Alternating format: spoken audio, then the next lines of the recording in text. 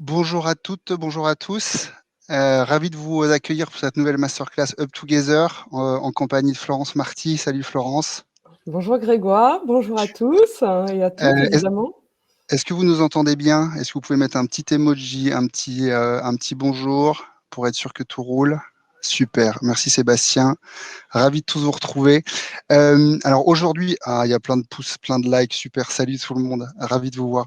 Alors aujourd'hui, moi je suis particulièrement heureux d'animer cette masterclass avec vous pour trois raisons. Alors il n'y en a pas une, il n'y en a pas deux, il y en a trois.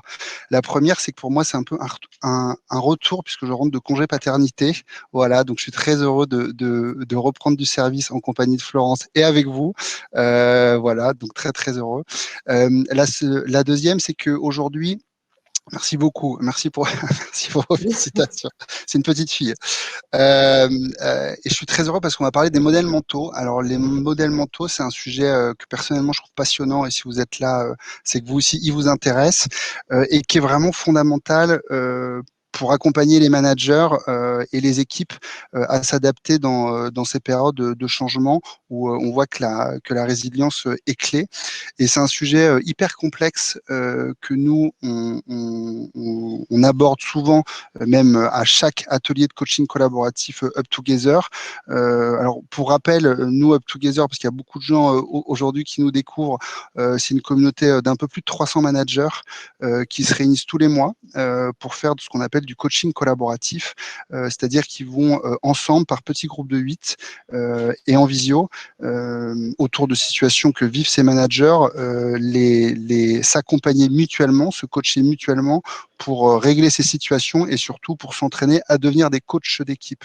Et dans ces entraînements mensuels qui se passent avec un coach Up Together, on se rend compte qu'il y a une grande difficulté des managers à aller au-delà de leur schéma de pensée, leurs modèles mentaux, ces fameux biais cognitifs, tous ces sujets qu'on va aborder aujourd'hui. C'est vraiment quelque chose qui est central dans tous les ateliers et c'est pour ça qu'on trouvait hyper important de faire une masterclass sur ce sujet. Voilà, pour que vous compreniez bien pourquoi ce sujet on l'a abordé. Et la troisième raison, bah, c'est vous l'avez en face de vous. Elle s'appelle Florence Marty. On a l'honneur et la joie d'animer cette masterclass avec elle. Florence, elle va se présenter en deux mots, mais alors on l'adore littéralement dans l'équipe Up Together. C'est une grande professionnelle des RH. On adore surtout la pertinence de ses prises de parole, qui vous allez voir sont singulières et sincères autour du management et des RH forcément. Et c'est surtout sa personnalité et sa gentillesse. Voilà. Donc Florence, c'était un vrai plaisir de préparer cette masterclass avec toi et vraiment hâte de t'entendre. Partagé. Avant que Florence se présente et que elle débute sa masterclass, je vous rappelle, sont des sessions interactives. Donc vraiment, vous avez dans le chat partagé vos réactions, vos commentaires avec les emojis de la même manière. Il y a un onglet questions pour ceux qui découvrent Livestorm. Posez-les au fil de l'eau. Moi, je me ferai vos porte-paroles pour les poser à Florence. Vous pouvez voter pour les questions. Et après, il y a un petit onglet sondage. Vous allez voir, on vous a préparé quelques sondages pour un peu prendre la température et dynamiser cette masterclass. Voilà, vous savez tout. Florence, je te laisse le micro déjà pour te présenter et pour débuter ta D'accord. masterclass. Allez, c'est parti. Bon, alors rebonjour à tous. Merci évidemment à Grégoire et puis félicitations. Hein, Ben, je merci me fais beaucoup. le porte-voix de tout le monde parce qu'une naissance, c'est quand même voilà, c'est merveilleux, c'est très émouvant et voilà, c'est une grande chance personnelle et puis collective aussi finalement. Donc pour me présenter, oui, alors moi je suis Florence Marty, effectivement, je suis une spécialiste des ressources humaines. Je ne suis pas une spécialiste en neurosciences, ni en biais cognitifs, ni en sciences cognitives. Alors on peut peut-être se demander, mais pourquoi est-ce que je fais donc cette masterclass? Je dois dire que je me suis un petit peu posé la question aussi en la préparant. Il se trouve que je suis une spécialiste quand même du management, des comportements humains en général, que je travaille avec énormément de managers et d'équipes dirigeantes maintenant depuis plusieurs années. Je les forme depuis une dizaine d'années, puisque la formation, c'est ma spécialité. Et puis, je me suis interrogée aussi potentiellement à ce qui pouvait représenter un atout finalement pour ceux qui nous écoutent. Et de manière pas très humble, je vais dire que depuis toujours, parce que je suis comme ça depuis que je suis petite, je suis quelqu'un qui trouve des solutions, qui cherche des solutions et qui finalement essaye toujours de dépasser un petit peu et si possible d'utiliser son cerveau pour dépasser les limites du possible ou de l'impossible. Voilà ce qui peut me caractériser. Par rapport à ce sujet-là, on a eu la chance de le choisir ensemble et d'en discuter. C'est un sujet qui est vraiment très important aujourd'hui dans les organisations parce que de plus en plus, et ces 10, 15, 20 dernières années, les entreprises ont besoin d'énormément d'adaptation, de souplesse, de flexibilité. On a des nouvelles générations qui sont plus si nouvelles que ça, on s'en parlait aussi, qui arrivent et qui sont même maintenant clairement bien implantées dans les entreprises et qui ont des nouveaux besoins. Et puis, on a ces équipes managériales, qu'on soit plutôt en manager de proximité ou en manager de direction, qui doivent finalement faire avec ces nouveautés, avec cette adaptation, avec tout ce qu'on sait aussi aujourd'hui des neurosciences et du management et qui doivent réinventer aussi leur posture, leur positionnement et la manière dont ils peuvent interagir aussi avec leurs équipes. Et puis, dernier point, d'un point de vue personnel, je crois que les gens sont très intéressés à leur développement, à la manière dont ils peuvent effectivement repousser leurs propres limites et s'épanouir, et pas seulement au travail, mais aussi de manière générale. Alors oui, on va parler de puissance. Bon, c'est hyper ambitieux. Hein. Mais il faut être ambitieux, Florence. Il faut être ambitieux, c'est important. Moi, je crois que en 1 heure, on peut véritablement changer. Hein, sinon, je ne ferai pas de formation. Et ce que je vous souhaite à tous, c'est de vous donner, de vous autoriser à changer, à reconsidérer les choses. Reconsidérer ne serait-ce qu'une chose dans sa vie en 1 heure, eh bien, c'est capitaliser pour les 25 prochaines années sur un champ de possibles. Donc, c'est parti. On y Top. va. On y Let's va. go. Let's go. Alors, j'ai décidé de commencer par un sondage. Alors, est-ce que ça marche? Oui, ça marche bien par un sondage, donc tu peux le lancer, Grégoire, s'il te plaît. Un sondage dont j'ai emprunté l'idée à Olivier Sibony, qui est un professeur d'HEC, qui est lui spécialisé dans les biais cognitifs. On parlera peut-être de cette histoire de spécialisation dans les biais cognitifs. Moi, je ne crois pas qu'il faille faire des managers, des spécialistes des biais cognitifs ou des spécialistes des neurosciences. Je pense que le fait d'être sensibilisé en fait à ces sujets est suffisant pour avoir un éveil et puis pour progresser et se développer. La première question, elle est assez simple, c'est professionnellement, est-ce que vous êtes satisfait de la qualité de votre réflexion? Alors, c'est oui, je pense que je fais partie des gens qui raisonnent le mieux. Sachez que moi, je me mets dans la catégorie 1, hein, donc vous pouvez y aller. Mais oui, évidemment. Sinon, c'est pas drôle. Sinon, je ferais pas cette masterclass non plus. Hein. Oui, je pense que globalement, hein, je suis meilleure que la moyenne. Voilà, si vous avez décidé d'être un peu plus modeste. 3, non, je pense être globalement moins bon que la moyenne. Ou 4, non, je pense faire partie des gens qui raisonnent finalement le moins bien. Et derrière, je vais te demander de lancer l'autre son. Alors, je ne sais pas si on voit les résultats tout de suite. Si on voit les résultats, on est à 65%, 70% des votants qui disent oui, je pense être probablement meilleur que la moyenne. Meilleur que la moyenne, oui. Ok, et je lance le second. Et tu peux lancer le second, je t'en prie. Et moi aussi, je le lance du coup.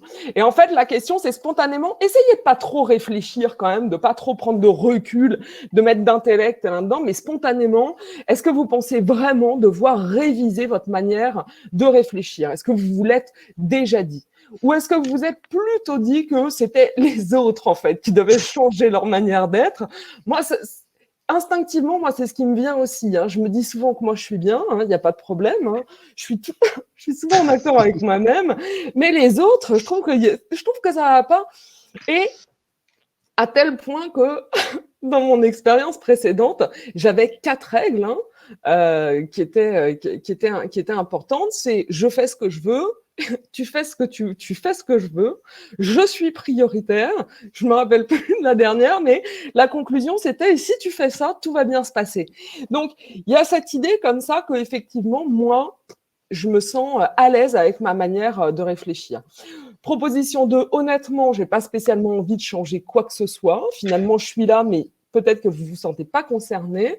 3, vous êtes d'accord pour changer. Il y a plein de gens qui sont comme ça, ils sont OK pour changer, mais pas beaucoup pour faire des efforts pour ça.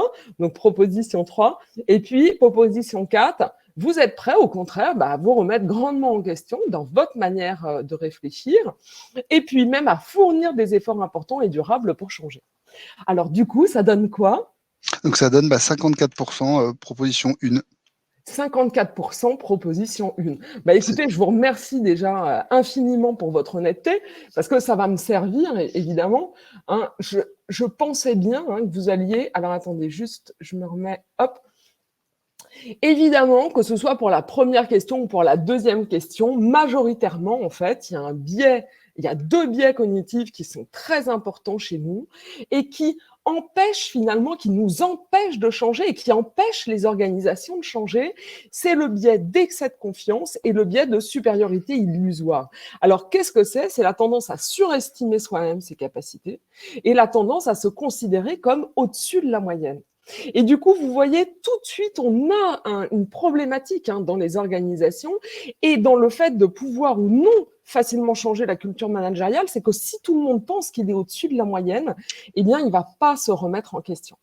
Alors, pour autant, ce que je me suis dit quand même, c'est que si vous étiez ici, c'est que potentiellement, on avait des auditeurs qui pouvaient penser que le changement était une chance, en fait, une chance pour eux, une chance pour les autres, une chance pour leur organisation. Et c'est ce que je vais essayer de faire, transformer cette masterclass en chance pour vous. Alors, c'est parti. De quoi parle-t-on? Ça a été assez compliqué quand même de formaliser cette partie-là. J'ai simplifié énormément les choses et je vais vous poser une première question et du coup, Grégoire, je vais te demander de me lire un petit peu ce qui se passe dans le chat. J'ai besoin, vous êtes 74, je vous vois, j'ai besoin que vous participiez de manière intense. J'aimerais que vous réfléchissiez à la manière, à ce qui vous a construit. Qu'est-ce qui vous a construit? Qu'est-ce qui a façonné votre manière de penser? Quelles sont finalement vos influences? Alors, allons-y. Allez-y, utilisez le chat, s'il vous plaît. Alors, qu'est-ce que je vois? Mon éducation, très bien. Mes parents, ma famille, mes amis. Sébastien, évidemment. Alexandre, mes amis aussi. Mon enfance passée, bien sûr. Les rencontres, évidemment. Pierre, je vois. Oh, ça va très vite. Ma culture, fantastique. Et dans la culture, il y a beaucoup aussi d'où je viens, mes ancêtres, etc. Le travail, évidemment. La famille. Bon, vous êtes formidables. Vous avez déjà, évidemment, tout compris. Alors, je me propose, en fait, de vous parler de ces facteurs d'influence. On ne sait pas très bien comment ça fonctionne. On ne sait pas très bien comment ça s'articule, ni pourquoi certains facteurs, certaines références vont être plus prégnantes que d'autres. On a en revanche des catégories qu'on partage et qui vont venir grandement nous influencer. La famille, évidemment. Vous voyez, j'ai mis des petits ronds, ou l'absence de famille, l'expérience ou l'absence d'expérience, le savoir ou l'absence de savoir, l'entourage, les rencontres, les diplômes, les loisirs. J'ai fait une grande catégorie avec la religion, la croyance, les valeurs. On reparlera de religion tout à l'heure, je vous en donnerai un exemple. Les voyages, le milieu social, etc. Très bien, et vous les avez parfaitement cités. Tout ça, ça constitue qui on est aujourd'hui, et évidemment, ça va évoluer dans le temps. Ces références, imaginez maintenant qu'elles sont enfermées dans un cadre. Ce cadre, c'est tout ce que vous avez. Vous avez de l'inné aussi. Vous avez aussi quand même des caractéristiques innées. Parfois, on a tendance à les oublier, mais ça joue quand même un petit peu dans notre personnalité, nos manières d'être, etc. On a du génétique, évidemment. Donc, maintenant, vous imaginez que l'ensemble de ces références, elles sont enfermées dans un cadre. Et ce cadre devient alors votre cadre de référence. Ce qu'il faut que vous compreniez, c'est qu'à l'intérieur de ce cadre, tout est OK pour vous. Tout ce que vous vivez en entreprise qui est conforme à votre cadre, c'est OK. Dans votre vie professionnelle, c'est OK, y compris dans votre vie personnelle. Toutes les personnes que vous rencontrez et qui partagent suffisamment d'espace de votre cadre, eh bien, tout va très bien. Et on s'entend très, très bien avec les gens qui nous ressemblent. Tout est toujours OK. Là où on va en revanche rencontrer des difficultés, et là où il est intéressant de commencer en fait à penser à son développement, c'est commencer à se dire que toutes ces références qui sont enfermées, eh bien tout ce qui est autour, tout le autre, là on va pas très bien savoir comment finalement se positionner parce que c'est en dehors de notre cadre. Et tout ce qui est en dehors de notre cadre, eh bien, ça va être trop quelque chose ou pas assez quelque chose. Et c'est à ce moment-là qu'on va mettre en place des jugements, et notamment des jugements sur les autres, sur leur comportement, sur ce qu'ils font, sur pourquoi ils le font, mais pourquoi ils ne font pas ça. On va aller se poser des questions toujours par rapport à soi et toujours par rapport à ce cadre de référence que j'ai marqué comme ça, avec les lignes rouges. Alors, je vous avais parlé de religion.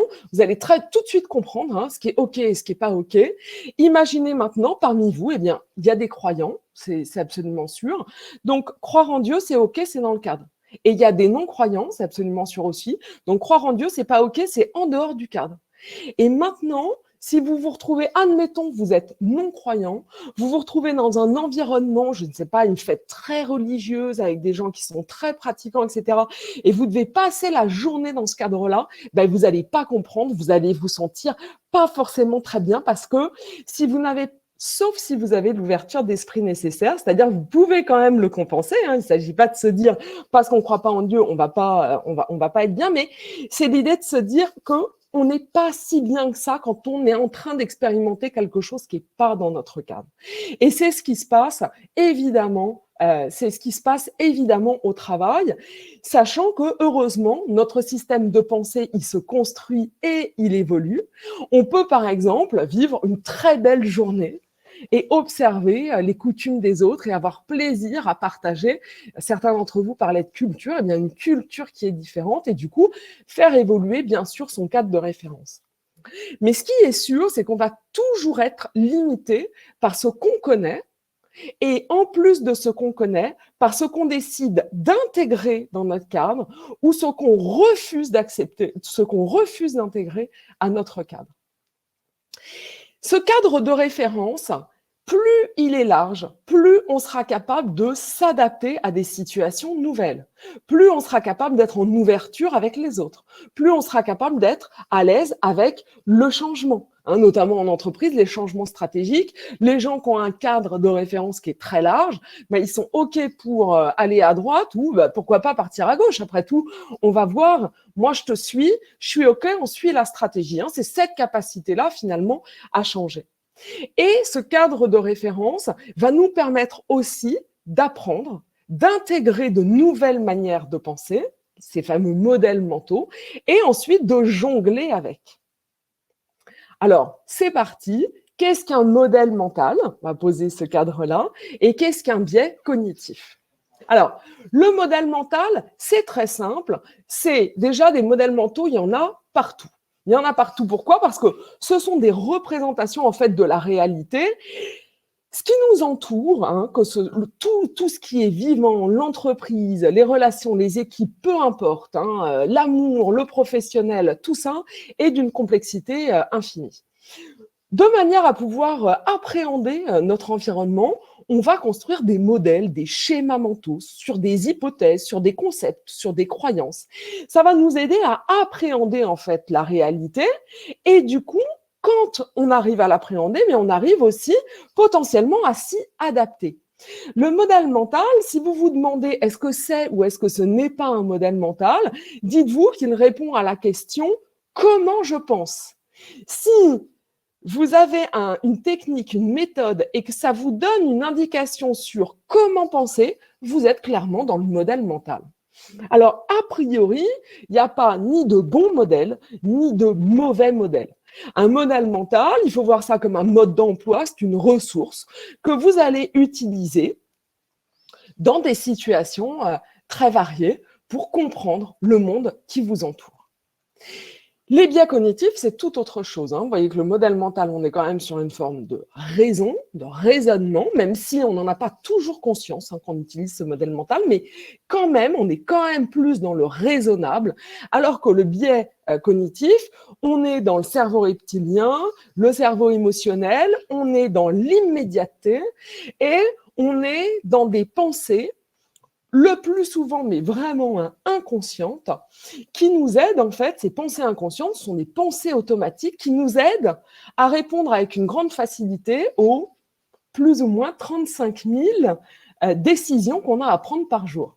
Alors, Je vous dis 35 000, honnêtement, j'ai vu des chiffres qui étaient totalement différents et rien ne dit qu'à l'avenir, on ne va pas se rendre compte qu'on prend 150 000 décisions par jour. Eh bien, ces décisions, elles sont prises grâce à nos automatismes de pensée, ce sont nos biais cognitifs.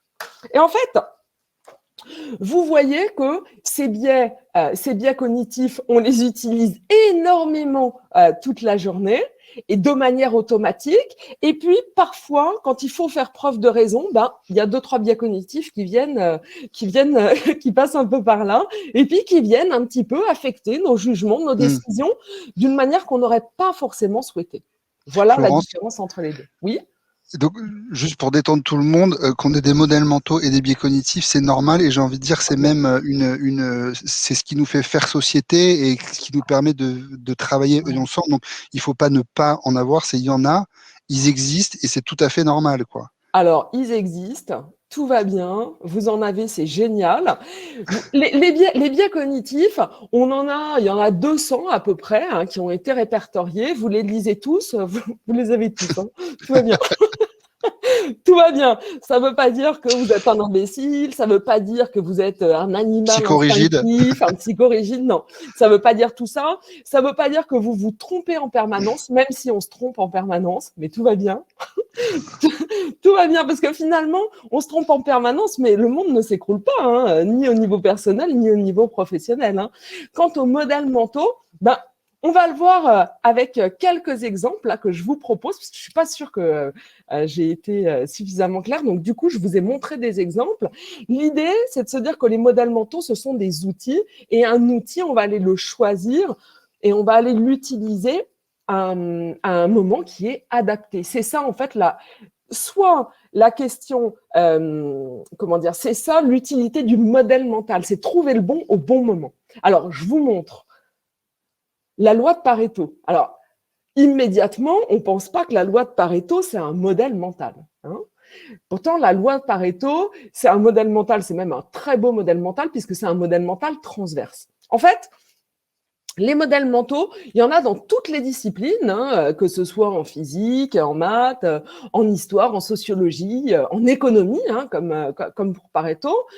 La loi de Pareto, de manière claire, c'est 80% des effets sont le produit de 20% des causes. Donc, c'est faire mettre le lien entre les effets et les causes et de se dire que finalement, la proportion, elle est inversée. Et on voit bien, quand on fait ça, on voit bien que c'est pas parfait, 80-20. Enfin, déjà, on ne peut pas mesurer, les choses ne sont pas mesurables en l'état. On voit bien que ce n'est pas parfait, mais on voit bien que c'est très structurant au niveau de la pensée. Alors, par exemple, en entreprise et au niveau managérial, si on utilisait la loi de Pareto, ce modèle mental, on pourrait dire par rapport au temps, on l'utilise beaucoup par rapport au temps, que 80% des résultats qu'on produit au quotidien sont réalisés sur 20% de notre temps. Tu vois, ça c'est Pareto, c'est un modèle mental.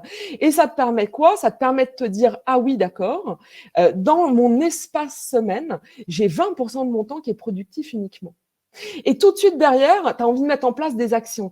C'est-à-dire que derrière le modèle mental, si tu l'utilises bien, tu vas tout de suite avoir envie de te dire, tiens, mais qu'est-ce que je peux en faire de ça?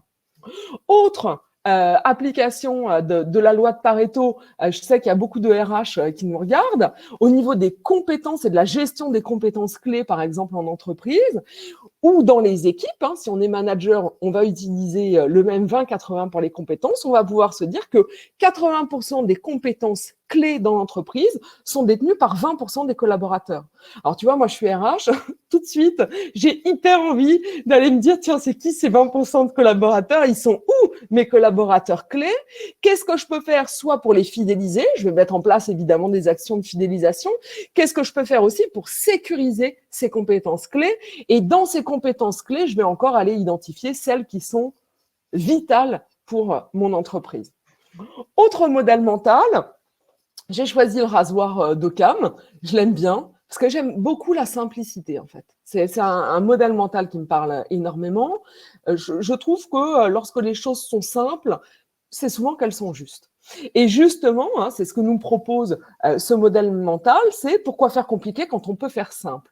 En gros, c'est face à une difficulté, alors soit face à une difficulté, soit face à une situation, eh bien, c'est pas la peine d'aller multiplier les hypothèses ou d'aller trop passer de temps à réfléchir. Hein, c'est un modèle quand même qui vise l'efficacité, le minimalisme, je dirais presque intellectuel, et qui dit va au plus simple et très certainement tu es dedans. Dernier modèle mental que je vous propose, hein, mais il peut y en avoir des centaines. Hein. Une citation de Maslow, citation que j'adore. Si le seul outil dont vous disposez est un marteau, vous verrez tous les problèmes comme des clous. Alors ça, c'est une citation qui est excessivement puissante puisque c'est à la fois un modèle mental. Hein. Qu'est-ce que nous dit Maslow? Maslow nous dit que si on veut avoir une perception fine en fait des problématiques qui nous entourent, notamment en entreprise, mais pas que, mais avoir cette perception fine, eh bien, il faut être outillé, c'est-à-dire qu'il faut se développer. Il faut développer des outils, les avoir à disposition, pouvoir les avoir devant soi et se dire, mais je vais choisir. C'est-à-dire que Maslow, dans cette citation, il nous dit, enrichis-toi de très nombreux modèles mentaux qui sont des modèles de réflexion et qui vont te permettre de comprendre toute la subtilité des problématiques et des situations que tu vas rencontrer. Voilà, par exemple, ce qu'on peut dire des modèles mentaux. Et donc, les modèles mentaux, et c'est intéressant avec l'idée du marteau, il ne s'agit pas seulement d'en avoir, il s'agit aussi de bien s'en servir. Un modèle mental, la question n'est pas de connaître une liste de modèles longs comme le bras, la question c'est aussi de savoir dans quel environnement et dans quel contexte les utiliser. De la même manière que les biais cognitifs, ils peuvent être adaptés et performants ou alors inadaptés et néfastes. Je vous en fais la démonstration avec le marteau. Le marteau, si on prend au sens figuré, qu'est-ce qu'on a? On a quelque chose qui peut planter un clou et on a quelque chose qui peut tuer quelqu'un, avec lequel on peut faire mal. On voit bien en fait qu'on peut utiliser un outil au sens propre et au sens figuré, au sens propre évidemment, et au sens figuré d'une bonne ou d'une mauvaise manière. Par exemple, pour la loi de Pareto, poussée à l'extrême, tout à l'heure, je vous ai parlé de 80% des résultats qui sont finalement générés sur 20% de notre temps. La loi de Pareto, notamment dans les entreprises qui ont une grosse pression au niveau du développement commercial, elle est très utilisée.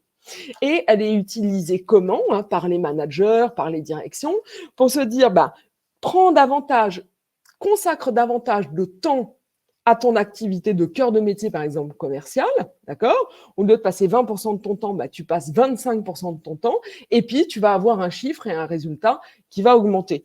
Alors, c'est vrai, jusque-là, c'est juste, mais si on ne fait que utiliser ce modèle-là, on va arriver à une situation totalement contre-productive, puisque on arrive à avoir des résultats, pas seulement parce qu'on consacre plus de temps à son temps productif, mais aussi parce qu'on va discuter avec ses collègues, aller à la machine à café, observer les autres, prendre le temps de réfléchir. Et tout ce temps-là, qui est du temps improductif, effectivement, il n'est pas directement lié à un résultat en euros ou en dollars, c'est vrai, mais il y contribue et c'est aussi le temps improductif ou qui semble être improductif, un facteur de succès. Donc, on voit que ce modèle mental de Pareto, qui est très fort, poussé à l'extrême, il va se retourner contre les équipes. Il va faire culpabiliser les gens qui prennent un peu de temps pour réfléchir avant d'agir alors qu'il n'y a pas de raison. Et puis, au bout d'un moment, ça va être du coup contre-productif. Le rasoir d'Occam, les choses les plus simples et notamment les hypothèses les plus simples sont souvent les meilleures. Je vais vous donner un exemple que moi, je rencontre beaucoup en formation. On me pose cette question-là, mais pratiquement dans toutes les formations où je fais du droit du travail et je vous propose une jolie photo. Je vous fais le cadre et le pitch.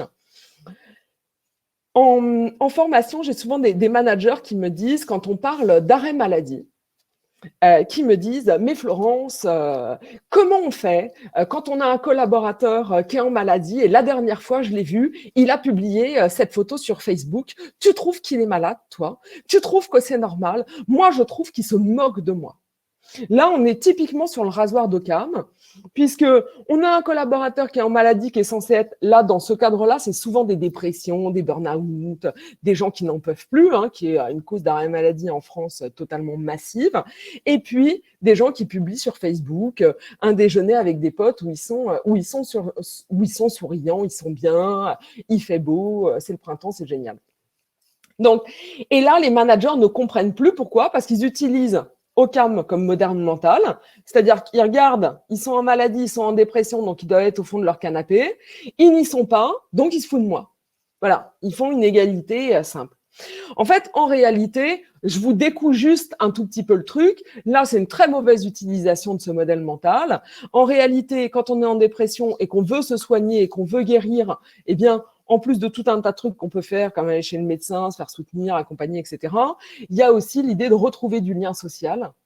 Et le fait de poster même une vidéo, après tout, pourquoi pas, ou une photo sur Facebook pour dire, bah, regardez, ça fait 6 mois que je suis au fond de mon canapé, mais aujourd'hui, je suis heureuse, ou aujourd'hui, je suis heureux, bah, ça aussi, ça contribue au fait, finalement, de se soigner. Mais qu'est-ce qui se passe derrière avec Occam si on utilise ce modèle mental, c'est-à-dire si on utilise un modèle qui est trop simpliste et qu'on y met en plus un biais d'égocentrisme, c'est-à-dire qu'on se dit que les gens ils font des trucs à cause de nous. Le biais d'égocentrisme, c'est tout voir par rapport à soi. Alors, on verra plus tard que c'est normal, mais il faut essayer quand même de se détacher un petit peu de ça. Quelqu'un qui vit son déjeuner entre amis et qui est heureux, il ne le fait pas contre nous, hein. Il ne le fait pas plus contre l'entreprise ou contre ses collègues, d'accord ? En revanche, si on s'en tient à ça et si on ne se remet pas en question par rapport au modèle qu'on utilise, eh bien, quand le collaborateur il va revenir après 6 mois d'arrêt maladie, on va lui en vouloir. On va être désagréable avec lui. On va aller le challenger. Peut-être même qu'on en aura discuté avec les membres de son équipe qui auront aussi vu la publication sur Facebook, en se disant mais mon Dieu, c'est pas possible. L'autre il se prend des déjeuners alors que nous, ça fait 6 mois qu'on est en télétravail et qu'on n'en peut plus. Donc du coup, la mauvaise utilisation de ce modèle mental, eh bien, va directement influencer la posture managériale et va très certainement être néfaste à terme pour le collaborateur, l'équipe et aussi le manager. C'est bon? Je ne sais pas Florence, s'il y a des... Ouais, si, dis-moi. justement, quelques Oui. questions, une notamment de Virginie, Oui, qui elle se pose la question sur quand on ne connaît pas ces modèles mentaux, quand on a oui, du mal à les identifier, est-ce que ouais. c'est un problème? Mhm. Et est-ce que pour toi, ton conseil pour nos managers, il est nécessaire de les identifier? Ah, il n'est absolument pas nécessaire de les identifier. On va se dire qu'ils existent, d'accord? Et Ok. Virginie, il n'y a aucun problème. Encore une fois, alors je ne l'ai pas dit en début, moi-même, je ne suis pas une spécialiste des modèles mentaux, je ne suis même pas une spécialiste des biais cognitifs, et je vais vous dire, je n'ai pas du tout l'intention de les apprendre. Ce qui est important, en revanche, c'est d'avoir conscience qu'on a des schémas, voilà, des schémas de pensée. Et de se dire à un moment donné, tiens, je vais essayer de changer de perspective. Je vais essayer de me mettre à la place du collaborateur. Au lieu de penser à moi, par exemple, parce qu'on sait qu'on a ce biais d'égocentrisme, on ne réfléchit tout et le monde qui nous entoure que par notre propre prisme. Donc, on va aller se dire, utiliser des techniques simples, c'est tiens, je vais me mettre à la place de l'autre. On va aller utiliser l'empathie, par exemple. D'accord? Ou alors, on va essayer de se dire, tiens, ça, je considère que c'est un fait ou une vérité. Je vais me dire que c'est faux, en fait. C'est pas une vérité. Je vais partir d'une autre hypothèse. Si je pars d'une autre hypothèse, ça me donne quoi? Là, par exemple, pour ce collaborateur où on se dit, mais il est en train de me mentir, celui-là, il se moque de moi.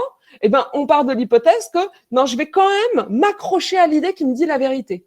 Qu'est-ce qui se passerait du coup? Qu'est-ce qu'elle veut dire cette photo sur Facebook si ce collaborateur, il me dit la vérité? Et si c'est moi qui fais trop de suppositions dans Donc les accords. c'est plutôt au fil de l'eau, au vu des situations, les prendre et challenger sa manière de voir Oui, les choses. C'est ouais, ça quoi ce que tu dis en fait. On n'a pas. Ok. ouais. Ok. Non. Et alors, en fait, il y a un truc très, très simple qui vous permet de savoir à quel moment vous devez vous rechallenger. À chaque fois que vous pensez des trucs ultra négatifs, Hmm. rechallengez-vous. Voilà. Ça, c'est un bon réflexe, notamment au niveau managérial. On peut avoir tendance, et ça, c'est un biais aussi, c'est le prisme le biais de négativité. On a tendance à analyser les choses assez négativement. D'accord? Pourquoi? Parce que notre cerveau reptilien, notre cerveau qui est ancien, il préfère voir les risques et les dangers. Et donc, du coup, on a ce biais de négativité qui vient de nous envahir et on va avoir tendance à faire des suppositions, à partir dans des imaginations. Alors, on va faire deux choses très simples au niveau managérial. On va aller se dire, tiens, ma conclusion, elle est vraiment négative. Qu'est-ce que je peux changer pour arriver à une conclusion positive? Vous allez ouvrir un champ, d'accord? Et alors zut, j'avais pensé à autre chose et puis ça y est, ça m'a échappé. Et vous allez vous poser, oui, vous pouvez vous poser les questions différemment. Bah non, j'ai oublié l'autre idée. Pardon. C'est pas grave. On Oh, c'est enchaîne et très juste, simple. non, il y Oui, a Philippe qui justement sur Ocam qui oui, Philippe. rebondit et qui dit, alors il n'a pas la parole Philippe, mais c'est par chat. Il nous dit, Mhm. est-ce que le simplisme c'est pas un peu binaire, enfin ou alors c'est binaire, c'est ce que je comprends puisqu'il a mis une flèche. Ouais. Et est-ce que finalement simple et juste sont-ils compatibles? Tu vois, il y a cette notion de Oh, justesse. là, alors là clairement, simple et juste, oui. Je crois qu'on a plein d'exemples dans la vie pour se dire que euh, enfin, moi, en tous les cas, j'en ai plein de manière empirique. Parfois, quand quelqu'un m'offre un cadeau, c'est qu'il a pensé à moi. Bon, c'est très simple. Ça me fait plaisir, c'est très binaire. Et puis, par exemple, au niveau managérial, la reconnaissance, par exemple, la reconnaissance existentielle, qui est un concept très important au niveau managérial, qui est de se dire que ces équipes, si on les appelle par leur prénom, si on leur dit bonjour, si on leur demande comment ça va, avec une forme d'intention gentille, une authenticité, tu vois, tout ça, c'est très simple. Et ça fait plaisir. C'est très, très simple. D'accord? Et aussi, des choses très, très simples en management. Faire un reproche à quelqu'un en public, devant toute une équipe, on voit très bien que c'est blessant, par exemple. Et c'est très simple. Il n'y a pas besoin d'aller chercher Okay. très loin. On regarde l'autre, voilà. Maintenant, par rapport à la question de Philippe, trop simple, oui, dans plein de situations, ça ne va pas. Et Oui, Philippe, et c'est ce que ouais, Philippe nous dit. Et en et chat, c'est il vrai. dit, c'était faire le distinguo entre Ah ouais. simpliste et simple. Ouais, Donc c'est ouais, vous vous retrouvez. complètement. On se retrouve complètement. Et effectivement, faire attention à ne pas être trop simpliste. Moi, je suis bien d'accord avec Philippe, et de se dire que il faut faire attention, et notamment quand on réfléchit par rapport à soi. Quand la solution, il y a de nous dans la solution, peut-être que c'est pas très bon. C'est Ok, bon? top. On Suivant. continue. Yes. Comme les modèles mentaux, les biais cognitifs, ils sont facilement utilisables dans la sphère managériale. Je vous en ai identifié 4 dans un premier temps, et puis je vous donne l'exemple aussi. Le biais d'ancrage. Le biais d'ancrage, c'est en fait la tendance à retenir et à donner beaucoup d'importance au premier qu'a parlé ou à la première information qui a été donnée. Alors, par exemple, en matière de conflit, c'est important quand on est manager de connaître ce biais d'ancrage, parce que c'est souvent le premier qui se plaint, on a tendance à le croire. Et du coup, l'autre, on a tendance à le mettre dans une position défensive. Il faut essayer de se dire, c'est très difficile de se dépêtrer de ce biais d'ancrage-là, mais il faut essayer de se dire, attention, j'ai un biais à ce niveau-là, je vais essayer, moi, en tant que manager, de faire en sorte d'être le plus objectif possible. Et c'est vrai aussi, par exemple, quand il y a un client qui se plaint. Un client qui vient vous plaindre, vous avez tendance à croire le client, en fait. Mais c'est important toujours. Et par rapport au biais ou par rapport au modèle mentaux, pour pas faire de suppositions, c'est important de poser des questions à l'autre. Et en fait, on va avoir une première pensée automatique. Moi, j'ai été manager dans des environnements où il y avait des clients. Quand les clients ils se plaignaient, j'étais pas contente du tout. Et puis j'étais pas contente après la personne qui était concernée finalement par la plainte. Et j'avais tendance de manière automatique, je le vivais mais clairement, de manière automatique à me dire mais qu'est-ce qu'elle a foutu? C'est quoi le problème là? Tout de suite, vous vivez ça, tout va bien. C'est la première intention. Il y a pas de, on est des êtres intelligents. On fait un pas en arrière, un pas de côté. Vous faites comme vous voulez. Vous vous placez en hauteur. Il n'y a pas de souci. Et vous vous dites attends, là j'ai un client qui s'est plaint. Je vais quand même laisser une chance au collaborateur de me dire, et c'est pas qu'une chance. Je vais écouter ce qu'il me dit. Voilà, pour pouvoir me faire ma propre opinion, puis pour pouvoir comprendre ce qui s'est passé et répondre aux besoins du client. C'est comme ça en fait qu'on Non, mais sort un peu ce biais mais c'est vrai que d'ancrage. ça fait du bien de l'entendre parce que c'est vrai qu'on a peut-être tendance en tant que manager aussi à se flageller, dire ouais, mais pourquoi je pense ça et tout. Et ce que tu nous dis, c'est que ces biais-là, c'est quand même hyper ancré en nous Ouais, en tant qu'individu, quoi. ouais. Ok. Oui, et on peut pas en fait complètement lutter contre sa nature. Dans les biais, dans les 200 biais, il y a certains biais qui sont plus récurrents chez nous. Voilà, moi j'ai les miens, toi tu as les tiens, tous ceux qui nous entendent ont les leurs aussi. Ok, on les a. Ce qu'il faut, c'est les avoir, en avoir conscience, les accepter. Faut les accepter. Hein. Voilà, tout va bien. Et puis, on fait, comme je vous dis, un pas de côté, un pas de recul, peu importe.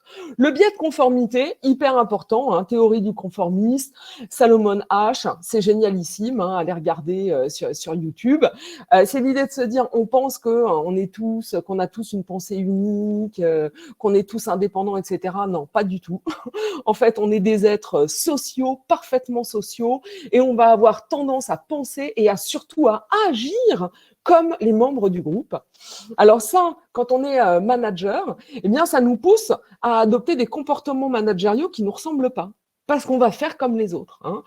Tout le monde fait un lancement de journée le lundi matin. Bon, moi, ça me gonfle, hein, le lancement de journée le lundi matin, mais comme tout le monde le fait, bon, bah, je vais faire mon lancement de journée. Hein, je vais me conformer. Hein, je vais faire comme tout le monde. Hein. Donc là, je pense qu'il y en a qui subissent hein, un peu ça. On a ça aussi beaucoup dans les reportings. Hein. Alors, les techniques de reporting, on a son reporting, on me regarde son reporting. Moi, ça me dit rien, hein, ça me dit pas grand-chose, mon reporting du lundi, du mardi, du mercredi, du jeudi et du vendredi. Donc là, mes chiffres et tout ça, je m'en fous. Appeler Pierre-Paul Jacques pour savoir, tiens, t'as vu tel chiffre, tu m'expliques, etc. Moi, ça me parle pas. Je trouve que le pilotage à chaud, ça me parle pas. Et pour autant, quand j'ai été dans des sociétés où il y avait du pilotage à chaud, ben, je faisais du pilotage à chaud. C'est le biais de conformisme. Alors, derrière ce biais de conformisme, il y a l'idée de la motivation. Alors ça, je vous l'ai mis, puis je vous ai mis un beau petit point d'exclamation, parce qu'en fait, dans la motivation, il y a la motivation extrinsèque, c'est-à-dire la motivation qui vient de l'extérieur, et il y a un autre niveau, c'est dans la théorie de l'autodétermination, il y a un autre niveau de motivation, dans cette motivation extrinsèque, c'est la régulation introjectée.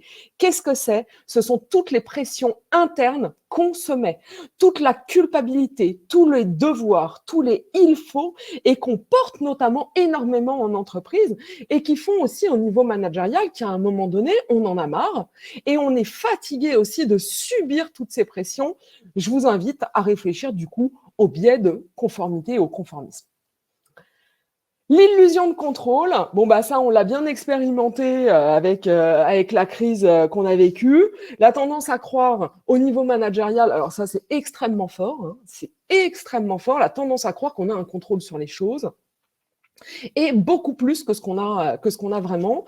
Et derrière il y a des déviances managériales majeures de type je dois être au courant de tout dans mon équipe parce que si je ne suis pas au courant de tout, bah, je ne contrôle pas et ça ne va pas. Tout doit passer par moi, je dois pouvoir faire face à tout. Cette idée finalement qu'on est omnipotent, omniprésent. Et alors ça nuit à quoi? Ça nuit mais grandement à l'autonomie de ses collaborateurs, au développement de leurs compétences, parce que quand on laisse les gens comme ça sous contrôle, qu'est-ce qu'on fait? Mais on les infantilise.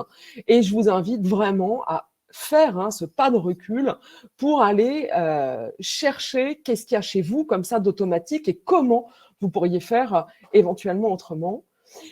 Biais du risque zéro, c'est le dernier biais cognitif pour cette partie-là, c'est la tendance à surestimer la valeur de la certitude et à vouloir opter pour un risque nul, notamment chez les autres. Alors c'est vrai chez soi, mais c'est encore plus vrai lorsque quelqu'un nous propose une solution.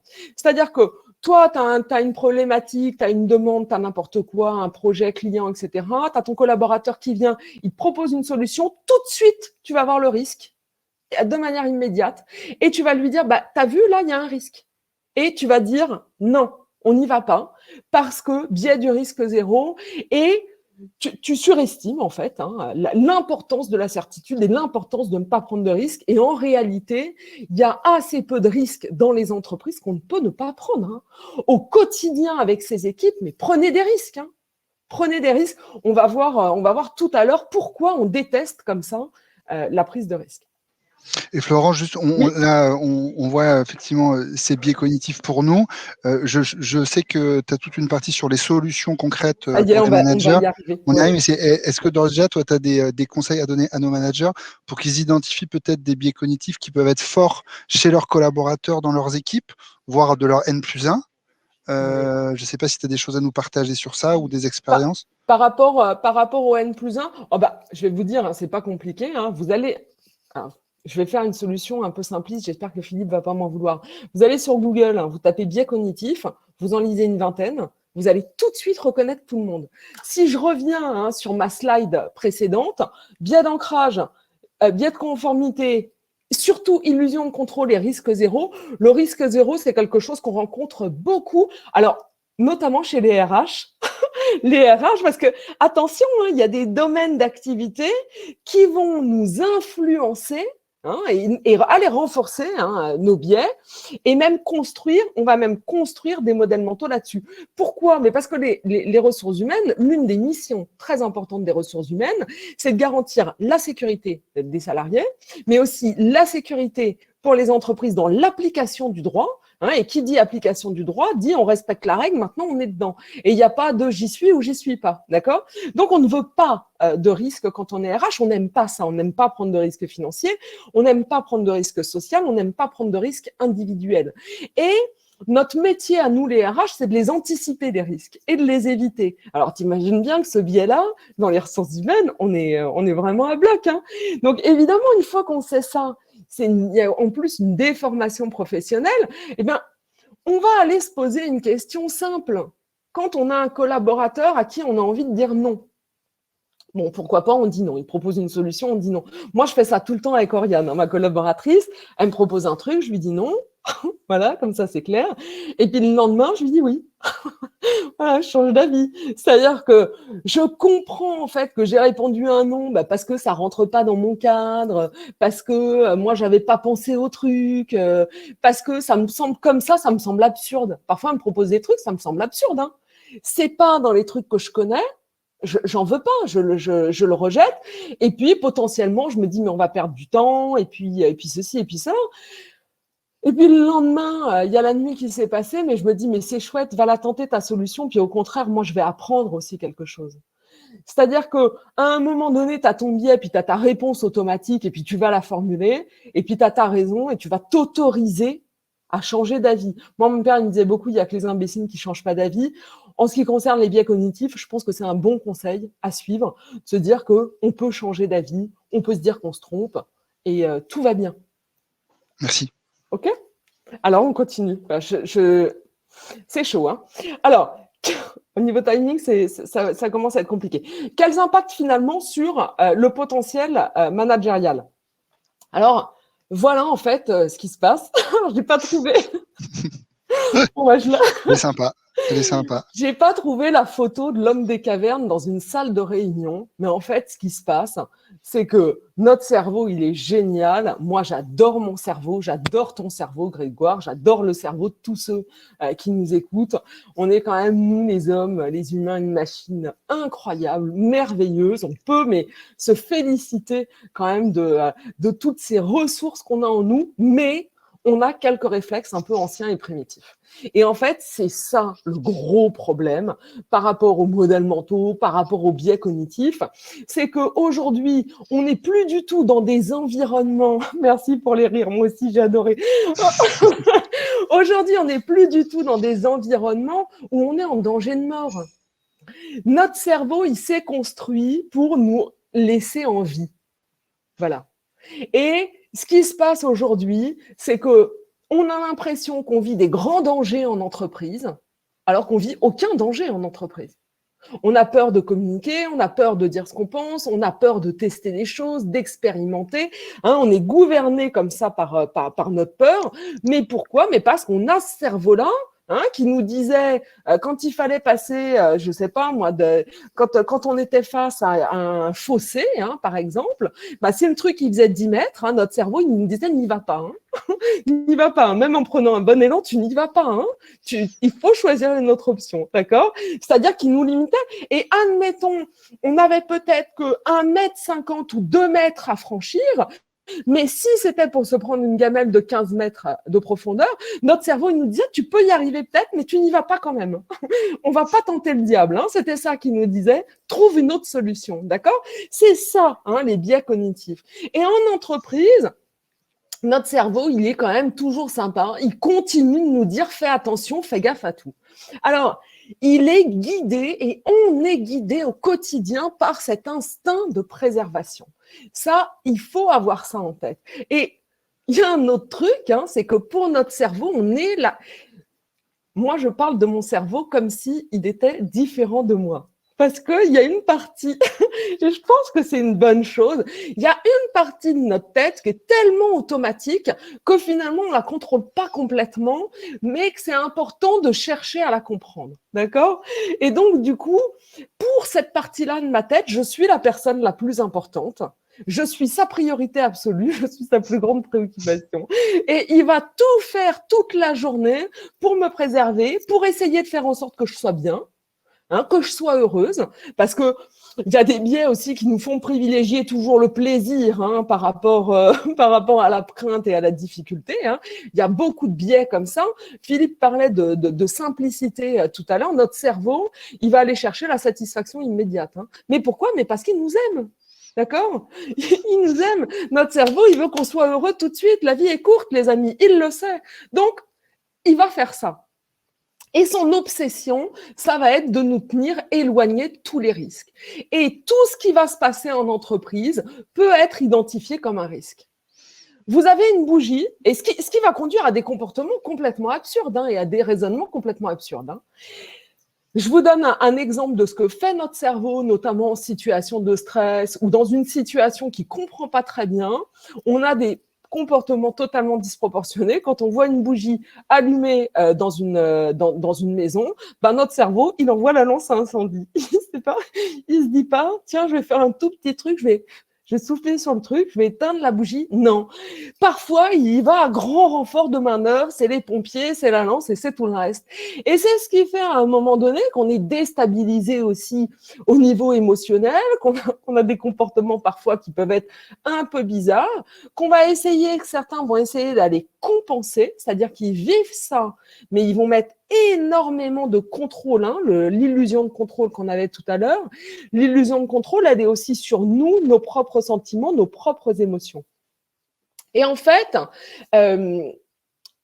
si je reviens à la question finalement de ce début de séquence, quel est l'impact sur son potentiel managérial? C'est se dire que plus on connaît notre cerveau, comment il fonctionne, notre instinct, plus on va pouvoir se développer, mieux on va comprendre aussi évidemment les autres. Et on va pouvoir agir sur quatre dimensions finalement de l'activité managériale. On va pouvoir lever ses croyances, alors limitantes, je vais revenir dessus. On va pouvoir trouver des solutions innovantes, améliorer sa prise de décision et se réaligner les chakras. J'ai vraiment plus beaucoup de temps. Alors, on va essayer au moins de faire les croyances limitantes, l'exercice des croyances limitantes. Pour le reste, je vais accélérer. Alors, changez tout de suite. Je vous le dis, vous êtes 69 à nous écouter encore maintenant, puis vous le verrez peut-être en replay. Vous pouvez changer tout de suite. Changer. On nous dit à tort que de changer, c'est compliqué. Mais changer, c'est pas compliqué, les amis. Il suffit juste à un moment de se dire, tiens, j'ai envie de changer. Hop, et puis ça y est, c'est déjà fait.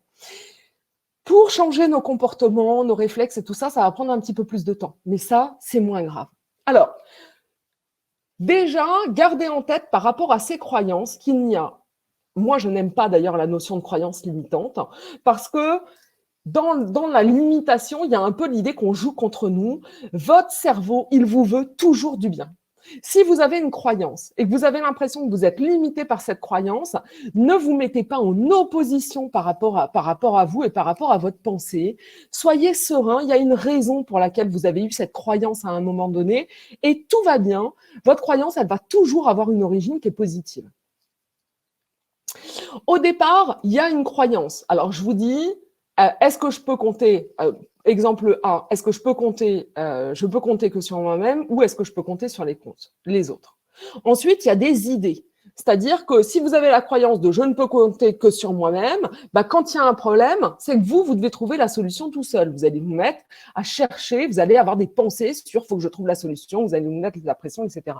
Alors que en version B, l'autre va se dire, bah, si j'ai un problème, je peux faire appel à l'équipe, je peux appeler un ami, hein, faire Jean-Pierre Foucault, tout ça, il n'y a pas de souci. Derrière ces idées qu'on va avoir issues de nos croyances, on va aussi avoir des émotions. Alors, on peut se dire, bah, quand je dois trouver des émotions, des solutions tout seul, bah, moi, j'en ai marre. Voilà, j'en ai marre. C'est toujours pareil. C'est toujours moi qui dois tout faire tout seul. Je suis le manager. Il y a tout qui repose sur moi. Je vais être en colère. Je vais être pas bien. Pourquoi? Mais parce que j'ai cette croyance à la base qui est que je dois toujours tout faire tout seul. Hein. Et puis, inversement, si je me dis que je peux compter sur les autres, ben, je vais me dire, OK, il y a une difficulté, mais ça va être sympa. On va trouver une solution ensemble. De toute manière, quand on est ensemble, on trouve toujours une solution. Et puis enfin, on va avoir une action. Et au niveau managérial, bah, dans le cas numéro A, là, l'issue semble être négative, mais elle peut être positive, y compris dans l'exemple 1. Hein. On va choisir seul, on va informer ses collaborateurs, peut-être prendre une position haute parce que, encore une fois, on a été en colère, donc on en a un petit peu marre, imposer sa solution et potentiellement générer de la frustration chez ses collaborateurs, alors que dans l'autre solution, on va décider ensemble. Chacun va avoir intégré ce qu'il a à faire et puis on va mettre en place les actions dans une forme de bonne humeur et pourquoi pas de joie collective. Alors, ce qu'il faut que vous sachiez, c'est qu'à chaque fois que vous avez une croyance, hein, je reviens sur la croyance que je vous ai proposée, hein, je ne peux compter que sur moi. Il y a un biais cognitif qui est le biais de confirmation qui va faire que au quotidien, tout le temps, vous allez aller reconfirmer cette croyance. Ça, c'est plus fort que nous. On va aller regarder comment, eh ben voilà, encore une fois, je peux compter que sur moi. Eh ben voilà, ben c'est reparti, je suis encore tout seul. Et on va aller regarder uniquement les situations où on est seul et où on ne peut pas compter sur les autres. Même s'il y a des situations où on peut compter sur les autres, on ne va pas aller à l'encontre de sa croyance. Et notre cerveau, il compte. Moralité, pour défaire ces croyances limitantes, bah, faut compter aussi. Faut aider notre cerveau, faut choisir une nouvelle croyance, se rechallenger et aider notre cerveau à compter toutes les fois où cette croyance-là, elle existe. Vos croyances, elles vont pouvoir être, moi je préfère cette appellation-là, croyances limitantes, elles vont être adaptées ou inadaptées. Et une croyance qui est adaptée hier peut être inadaptée aujourd'hui parce que vous vieillissez, vous grandissez, vous avez plus d'expérience et puis à un moment donné, vous comprenez des choses et vous allez pouvoir changer de croyance. Une croyance, on croit trop souvent qu'elles doivent être intouchables, mais pas du tout. En fait, la croyance, elle est intouchable jusqu'à ce qu'on se dise, tiens, est-ce qu'elle me convient toujours? Je vous donne un exemple me concernant. J'ai été pendant des années, mais des années, la personne la plus méfiante que vous pouvez imaginer. Vraiment des années, j'ai construit toute ma relation aux autres, professionnelle, personnelle, autour de la méfiance. J'en avais besoin pour être rassurée et c'était une de mes croyances. Et puis un jour, vers une trentaine d'années, je me suis dit, tiens, mais pourquoi je ne ferais pas confiance en fait aux gens? J'ai opéré une bascule, mais complète. Je n'ai pas renié ma croyance ancienne. Tant mieux si je me méfiais des gens, j'en avais besoin à ce moment-là. Et c'est ce qui me permettait d'être suffisamment à l'aise pour expérimenter d'autres choses. Parce que je me disais, fais toujours attention, sois sur tes gardes. Et si tu es sur tes gardes, eh ben, tu peux faire tout ce que tu veux. Maintenant, ce que je me dis, c'est si tu as confiance en l'autre, eh ben, tu peux faire tout ce que tu veux. Je me suis rechallengée. C'est ce que je vous propose de faire finalement dans cet exercice. Ça prend vraiment 3 minutes. On va le faire même en moins de 3 minutes. Vous allez chercher une croyance chez vous qui est forte et dont vous intuitez qu'elle est peut-être plus trop adaptée. Essayez de réfléchir à ça. Vous notez, vous dites, tiens, cette croyance-là, c'est des trucs, ça me semble négatif, un truc que vous vous dites comme ça, beaucoup, qui vous semble pas bon, qui vous semble plus bon pour vous aujourd'hui. Vous l'écrivez, d'accord ? Alors, je vous ai donné des exemples. Par exemple, pour réussir, je dois faire des efforts. Alors ça, si vous avez été élevé avec un driver de tu dois faire des efforts, concentre-toi, va plus loin, va toujours plus loin sur une forme d'exigence comme ça, bah, très certainement, vous vous dites, bah, pour réussir, faut que je fasse des efforts. Bah, je vous propose de noter la croyance inverse. Pour réussir, avant tout, il faut que je me fasse plaisir. Il faut que ce soit le grand kiff, déjà. Pour réussir, c'est peut-être ça le truc. Notez la croyance inverse qui vous parle. Je vous ai parlé de moi, ma méfiance et finalement ma confiance. Parce qu'un jour, je me suis dit, mais fais confiance aux gens. D'accord ? Allez chercher ça. J'espère que tout le monde là, vous me mettez des petits pouces quand vous avez le truc. Vous savez sur... je les vois ou pas ? Ça y est, enfin, j'en vois, c'est cool, merci. Oh, j'aimerais bien être avec vous. Hein. Bon bah, c'est bien. Vous avez votre nouvelle croyance, c'est génial. C'est celle-là, attention, hein. Ne faites plaisir à personne, hein. Ne me faites pas plaisir à moi, ne vous dites pas c'est cette croyance-là qu'il faut que je prenne, il n'y a pas de souci. Et vous avez même le droit de passer de la confiance à la méfiance. Hein, vous avez le droit de vous dire, mais moi j'ai fait confiance toute ma vie, je commence à en avoir plein d'autres faire confiance. Là maintenant j'ai besoin de me méfier. Hein. Vous pouvez prendre ça. Une croyance, elle n'est jamais a priori négative, c'est quelque chose dont vous avez besoin ou pas. Maintenant que vous avez votre nouvelle croyance, déjà bravo, hein, c'est génial, vous allez la protéger. Vous allez vous dire une croyance, c'est comme une jeune pousse. Hein. Une croyance, ça peut être un superbe arbre sous lequel on va s'abriter, qui est là, qui est merveilleux, qui nous protège du soleil, qui nous protège de la pluie, c'est fantastique. Mais avant d'être un très grand arbre, comme ça, moi j'aime bien les grands arbres, mais ça peut être un petit arbre, hein, c'est bien les petits arbres aussi. Mais vous allez aller la protéger, cette croyance. Pour la protéger, vous allez vous dire, qu'est-ce qui mentalement, qu'est-ce qui vous évoque le plus la protection ? Moi, je sais où je les mets, mes croyances. Allez, je vais vous le dire parce que là, il est 33. Grégoire, il va me tuer. Moi, je les mets en hauteur. Je les mets très, très haut, mes croyances. Comme ça, je les vois. Elles sont accessibles et quand j'en ai besoin, je fais comme si je les attrapais. On peut les mettre dans un trésor, les cacher sur une île et vous êtes les seuls à savoir où elles sont. En attendant, vous les protégez. Vous pouvez les protéger dans votre ordinateur, il n'y a pas de problème. Protégez-la, mais laissez-la accessible. Elle doit être accessible pour vous.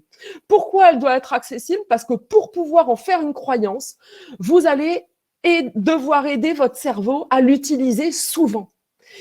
Vous avez déjà changé de croyance, c'est fait. Vous avez votre croyance, elle est protégée, ça c'est fait. Maintenant, va falloir s'entraîner pour le faire durer.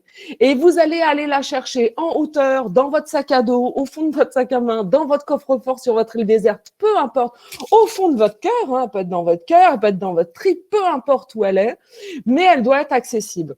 Et à chaque fois que vous avez l'ancienne croyance qui revient, vous lui dites merci. Merci, c'était sympa de me méfier, mais maintenant, moi, j'ai envie d'avoir confiance. Je préfère aller chercher dans mon petit trésor à moi. Et puis, à chaque fois que vous allez faire appel à cette croyance, et je vous le dis maintenant, félicitez-vous, c'est génial, c'est fantastique. Voilà pour les croyances limitantes. Grégoire, comment je fais maintenant, moi ? Mais écoute, il nous reste 10 petites minutes. Pour l'instant, dans les questions, on a juste une question qui a été plébiscitée, c'est comment est-ce que je confirme mes schémas, comment est-ce que je m'assure que mes schémas de pensée sont bénéfiques pour mes collaborateurs. C'est-à-dire que là, tu vois, tu parles de cette nouvelle croyance-là, mais après, comment je m'assure qu'en tant que manager, elle est bonne pour mon collectif et peut-être que ta réponse, elle doit pas forcément être bonne pour le collectif. Qu'est-ce que tu réponds à ça ? Alors, j'ai envie de dire déjà, quand on veut savoir si ce qu'on fait pour quelqu'un, c'est bien, la meilleure des choses, c'est de lui demander. Tu vois, essayer de dire, de poser un truc très clair. Tu vois, là, j'ai essayé de changer. On va poser les trucs. Hein. On n'ose pas assez parler. Mais on peut très bien dire, j'ai vu une super masterclass avec Up Together et Florence Marty. J'ai décidé de changer de croyance. T'as vu la différence ? Qu'est-ce que t'en as pensé ? Hein ? Et on y va. On pose la question. Ça, c'est le meilleur moyen. Et ensuite, on va aussi observer les autres. On va aussi voir dans le temps, au bout de 24 heures. Le changement, c'est très rapide. Hein. Quand on change de posture avec quelqu'un, dans la journée, ça peut être visible. Hein. On regarde bien avec ses yeux, c'est important. Hein. Et on écoute bien avec ses oreilles aussi. La communication, elle est non verbale. On va aller regarder ce qui se passe. Et puis, on va aller partager, bien sûr, ses joies. Et soi-même, hein, si on a un sentiment de joie, de satisfaction intérieure, globalement, c'est qu'on est bien. Hein. Voilà. Et on va se dire qu'en management, c'est un peu comme quand on est parent. Si soit on va bien,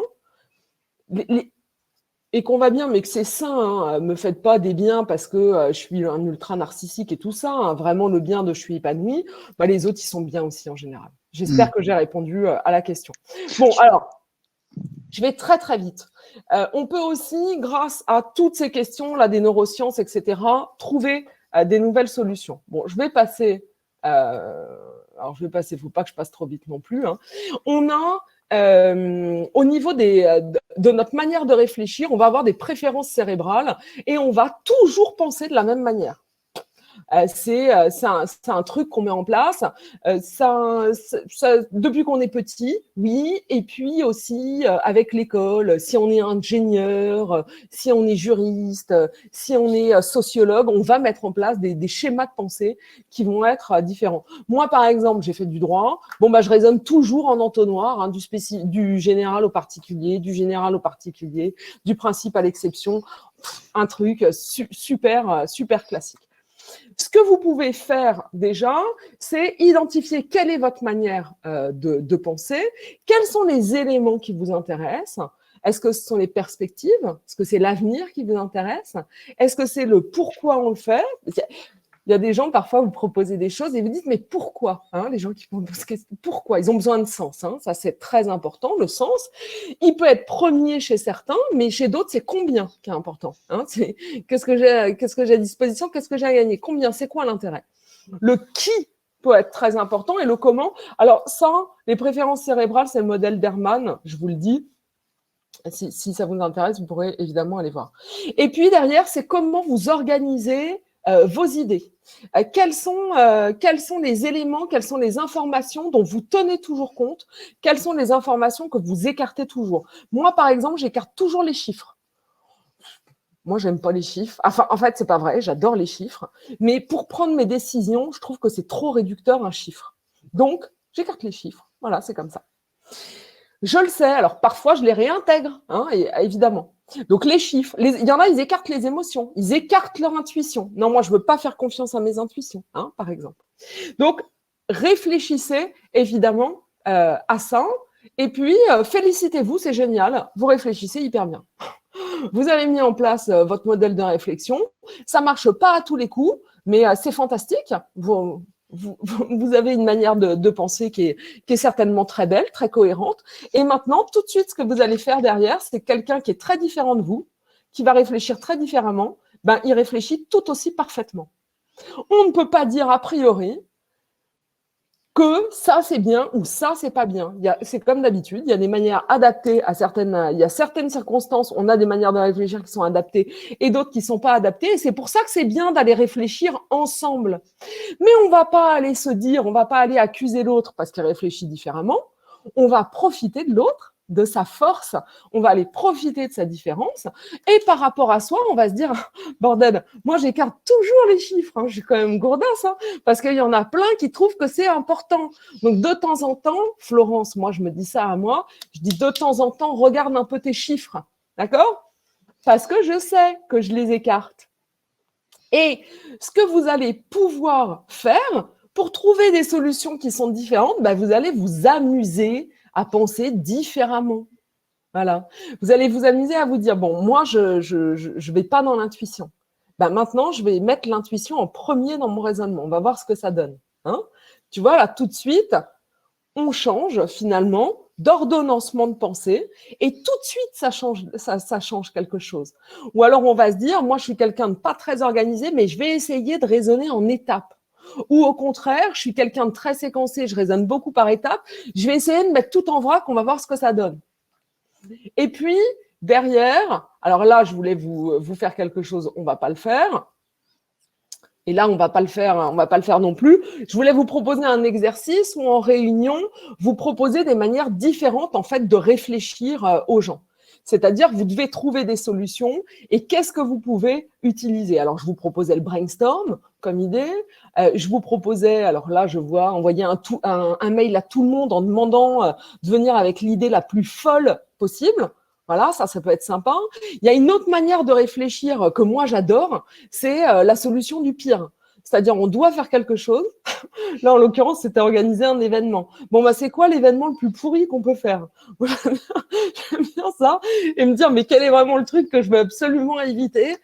Qu'est-ce qu'on doit absolument éviter? Déjà, parce que c'est hyper drôle. Donc, quand on est un peu dans des contextes un peu tendus, se dire c'est quoi la pire gamelle qu'on peut se prendre, c'est sympa. Et puis, ça permet de relativiser aussi, de réfléchir par le pire. On se dit, bon, bah, le pire, c'est bon, je suis capable de l'accepter. D'ailleurs, quand je stresse, je me dis toujours, c'est quoi le pire? Et si je suis capable de l'accepter, mon stress, il s'en va. Vous voyez, hein, ça c'est intéressant. On peut aussi se dire, faire des jeux de rôle en réunion.